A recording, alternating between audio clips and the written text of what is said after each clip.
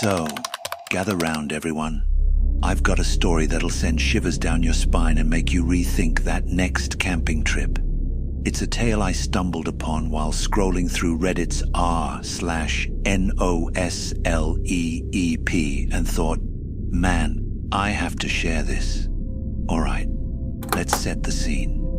It was the summer of 2021, and my friends and I were itching for an adventure. You know how it goes. You're sitting around, talking about life, and then someone throws out the idea of heading into the woods for a weekend. Nothing too fancy, just a couple of tents, a cooler of snacks, and the promise of ghost stories around the campfire. But here's the kicker. We had this wild plan to check out an old cabin that's been abandoned for years. Legend has it, some creepy stuff went down there, and no one has been brave enough to stay the night. Naturally, my buddy Jake, the self-proclaimed king of adventure, insisted we go. "Come on, it'll be fun. What's the worst that could happen?" he said, and honestly, it sounded like a blast. Plus, I was curious to see if the stories about the cabin were true. So, we packed our gear and headed out into the thick woods, full of excitement and the bravado that only comes from being young and a little reckless. We arrived just before sunset. The cabin looked even creepier than I'd imagined. It was this rickety old thing, almost swallowed by vines and trees. The windows were broken, and the door hung off its hinges like it was about to fall off at any moment. As the sun dipped below the horizon, casting long shadows, I could feel a chill creeping in, not from the cold, but something else. I shrugged it off, though. I mean, it's just an old cabin, right? We set up our camp nearby, lit a fire, and settled in with our drinks. The air was thick with the scent of pine, and the crackle of the fire provided a sense of comfort. As the night wore on, we shared ghost stories, classic stuff about campers disappearing and strange noises in the woods. Jake was getting into it, making the tales more dramatic with every sip. I won't lie, it was fun, and the thrill of it all made my heart race a little. But then things started to get weird. It was around midnight when we heard it, a faint scratching sound coming from the direction of the cabin. At first we tried to ignore it, chalking it up to branches scraping against the old wood. But then it got louder. It was like something was trying to claw its way inside. My stomach dropped. The others heard it too, and the mood shifted. Jake, trying to be brave, suggested we go check it out.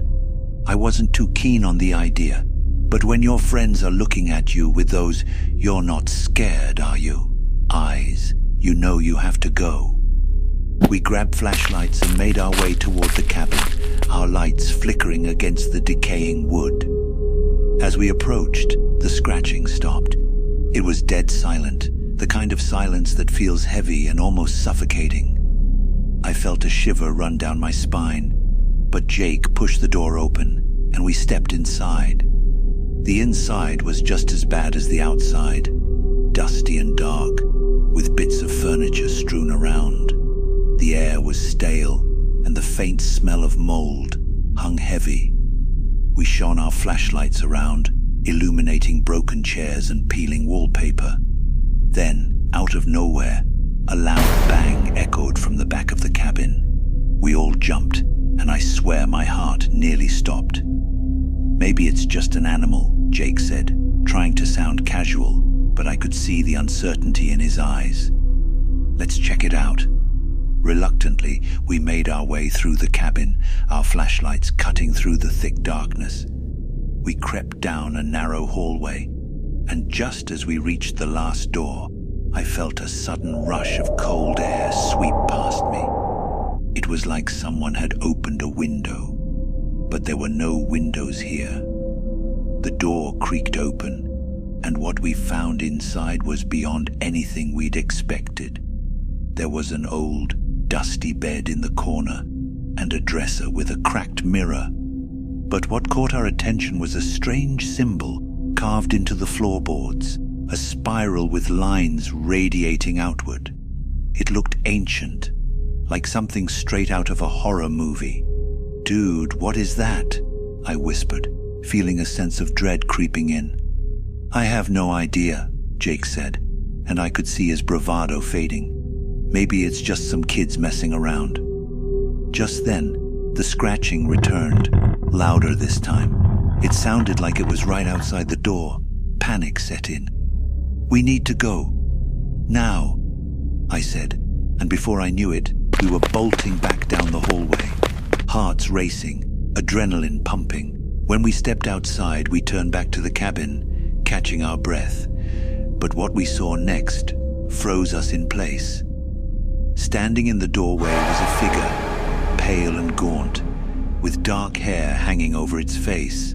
We couldn't see it clearly, but it was definitely watching us. "Run!" I shouted, and we sprinted back to our camp, not daring to look back. We threw ourselves into the tents, shaking and breathless. The scratching sounds returned, now accompanied by a low, guttural growl that echoed through the night.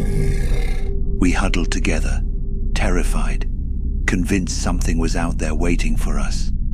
It felt like hours passed before the sounds finally stopped.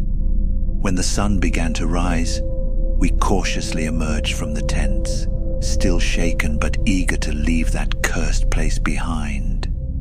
As we packed up our gear, I glanced back at the cabin one last time. It loomed over us, silent and foreboding, like it was hiding 1,000 secrets.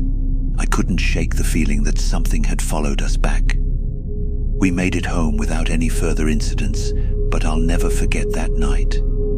To this day, I wonder what was really in that cabin. Was it just a figment of our imagination fueled by fear? Or was there something truly sinister lurking in the shadows? If you ever find yourself in the woods and come across an old cabin, take my advice. Just keep walking. You might just avoid a nightmare you can't wake up from.